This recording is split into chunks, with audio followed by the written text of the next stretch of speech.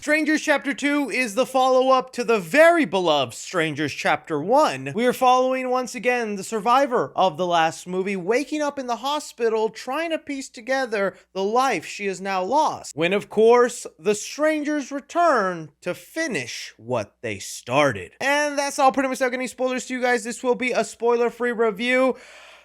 I don't even, part of me wants to make a spoiler review once the movie is released, but almost nothing happens in this movie, but the things that do are so baffling and wild, I have to talk about them. So look out for that. But okay, we are back at it again with what is the second installment in the Strangers trilogy that they filmed back to back. I still remember the excitement and joy I had when I heard we're getting 3 new Stranger movies, all filmed back to back, released right after another. I was like, dang, they must have an amazing idea. They must be cooking up something good to be so confident to make 3 movies. And then that first movie came out and it was such a major letdown. It was a poor imitation of the original movie that I do really love. I think it's still such a great horror movie, and as far as home invasions go, which is one of the things in the real world that I fear the most, I thought it did it very effectively, and the strangers quickly became figures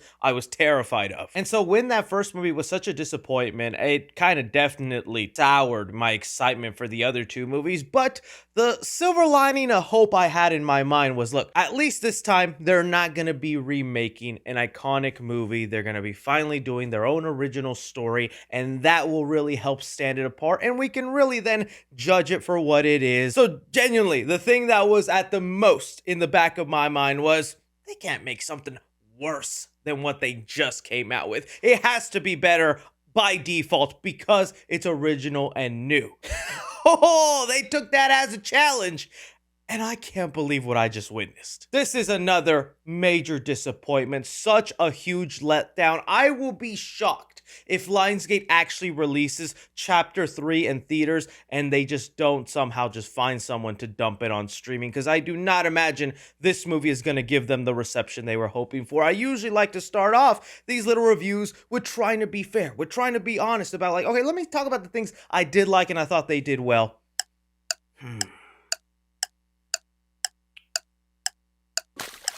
Yeah, no, can't come up with any real positives for this movie. I'm sorry. So let's just go into the ranting fest of how angry and befuddled I was watching this. So for starters, I got to see this at Fantastic Fest, a film festival where they tend to show a lot of horror movies, and they were proudly showing off The Strangers. They even had a little party as a pre-event, which that should have been my first red flag because it was open bar and they were just handing out drinks left and right. So they were trying to get me in the right mind space for this movie, and I still think the strangers are such cool characters, and it's kind of what fuels my anger for what they decided to do with them in these last 2 movies. So it is cool to like hang out with people pretending to be the strangers, because I'll be there talking to some friends. Like I met the director of Mr. Crockett, that cool Hulu horror movie that came out last year. Just having a conversation with him, and as I was doing that, one of the strangers was just right behind us and standing there for like 5 minutes. It went from funny to just uncomfortable real quick. But then when we get to the screening, and Madeline Pesh is there, and the director of the movie is there, he kind of says it without really saying it. We know how you guys felt about the first movie, but now when you watch this second one, you're going to understand why we had to start the franchise like that, why the movie series needed to begin this way to lead us to where we are in this second movie. And when I say point, I am being generous, because it feels like a very pointless movie, but I think the way they looked at it on paper is that this whole sequel would be one long chase sequence, that it would open up her in the hospital, strangers start coming after her, and for the rest of the movie, she's running away from them, from the hospital to the woods to a cabin to all this other stuff, right? And again, I think on paper, that sounds like a cool idea. I think there's been a couple of horror movies that have been done like that, where the whole film is just one long chase sequence and you're just trying to get away from the killer step by step. I've seen those kinds of movies and they work, but this one, no, nothing was working about it. With the movie starting off in the hospital, it was trying to channel those Halloween 2 vibes. The 1981 sequel, which is personally my favorite Halloween sequel. I love that one, and that's like the one I watch yearly around Halloween. So it was piquing my interest in that format, and I did like the idea of her running from the strangers, evading them, going into different rooms in the hospital. I mean, they flat out do a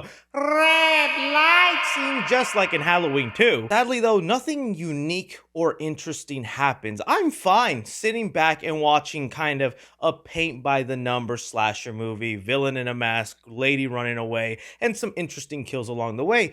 But it is just done so dull. No intrigue, no imagination, no creativity. I was like so mad the first kill when the stranger hits somebody with an axe and it's a cutaway kill, which was one of my biggest complaints with the first movie. Why even sell these as rated R movies when they could honestly just pass for PG-13? And supposedly they went back and reshot stuff for chapter 2 once they heard the receptions of chapter 1, and I'm thinking that's all they did is add a little bit of blood and some graphic content to justify that R rating. There's even a scene in here where I think even the blood stains on clothing were CGI. It was insane to look at. The other big problem with this is since we're going with the idea that it's just one long chase sequence, there isn't really a goal in the movie other than for her to survive, which would be fine, like I said, if there was some creativity or interesting things happening when she was running away, but there's not. And so when there really isn't a story to follow, it creates such a boring, like I said, pointless movie where I felt like this whole thing could have just been done the first time around, set up the strangers going after her, and then do the long chase sequence for the remainder of the movie. It doesn't need to be its own film. If we want to get into like the little bit of story or layers they're peeling back from, it's the thing everybody was fearing with this franchise. With this sequel, we are finally diving into who Tamara is and the backstory with why when the strangers knock, they ask, "Is Tamara here?" Which, again, out of all the things, tons of horror movies have done this, right? Whether we go back to the backstory of Chucky, of Friday the 13th, of Freddy Krueger, all these people, they peel back and they introduce you to things and let you in on where they came from.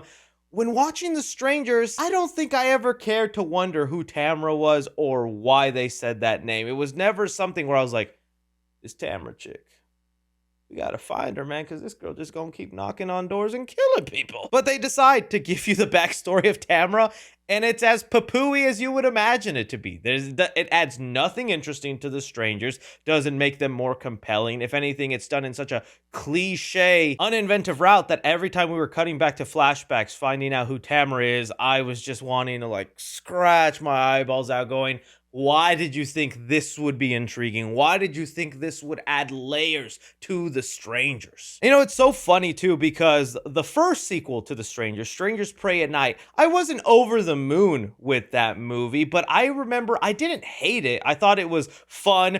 Definitely a 180 shift in style, vibe, but every time I come out of these newer Stranger movies, I appreciate Strangers Prey at Night so much more, because at least that one, it has a style, it has a creativity with the kills. The Strangers still feel brutal. There's a great soundtrack, great use of cinematography. I even like the two cast members in there, Bailey Madison and Lewis Pullman. That movie even ends with those characters ending up in the hospital, teasing the strangers coming back. Imagining a sequel where that one is in the hospital with the style, soundtrack, flair, that one feels like a much more entertaining movie than whatever they came out with this. And it still goes on, my frustration with this movie. I don't want to give too much away because I want you to be as baffled and confused as I was when this happens on screen. And you'll know the scene when it happens.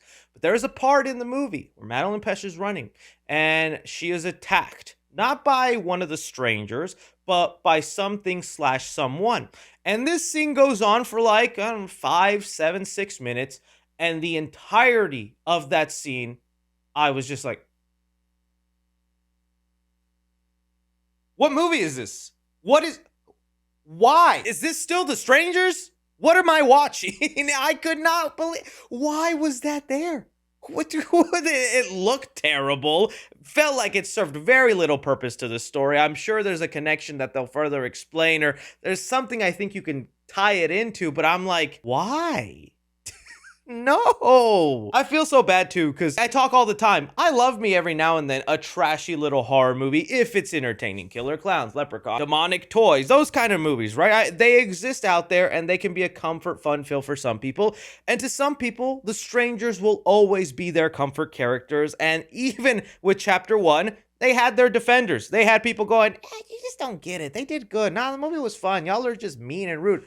I want to enjoy these movies the way some people are doing, thinking they're comfort and fun despite their obvious flaws, but these provide nothing. How in the movie that was supposed to be your original big idea and the whole reason you needed to spend your first movie recreating the original, there's nothing justifiable in this sequel or even redeeming to where I genuinely am thinking to myself, this one is probably worse than the last, even though they had their own idea, because hey, in the first movie, they're cheating because they're already copying a great movie. And when you copy a great movie, you're going to come out with an okay film. I can't even say this one's okay, guys. I can't. And I'm not even trying to be facetious or an a-hole here, but bravo, dude.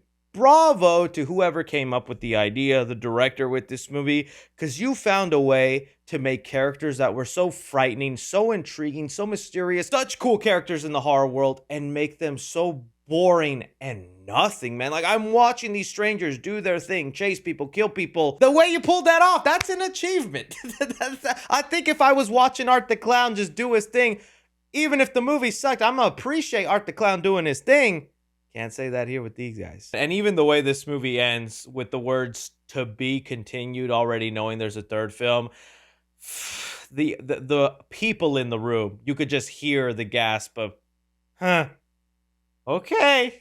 You thought you did something there, huh? I can't wait to hear what some of y'all think about this movie. So when it comes to The Strangers Chapter 2, I'm gonna give action 1.5 star. You would think it'd be more with the movie being just one long chase sequence, but all the action sequences or moments where they have to fight off each other, it's just so uncreative and generic. Comedy in the movie, 1 star, and that's for that baffling scene in the middle of the movie that happens in the woods. It's the thing that just makes me randomly laugh when I think back at this movie and that somebody thought, yeah, they're gonna love this scene. Drama in the film, I'm gonna give 0.5 star to. There is no story or purpose here other than to ruin the mystique and intrigue of the strangers with just going through with the explanation of who Tamara is that, again, does nothing. Doesn't advance the characters, make them more appealing, show them as complex. It just gives you a poor explanation to why they say Tamara now. That was such a disappointment. Suspense the movie, 0.5 star. I wasn't worried at all for Madeline Pesh, probably because I knew there's a third movie, but even with that, there's no other character I care about. They telegraph so obviously who the strangers are, who's a threat, who's not. Just such an odd way to go about a trilogy. Horror in the movie, I'll give 1 star to, okay? But there was like one scene where Madeline Pesh has to stitch herself up,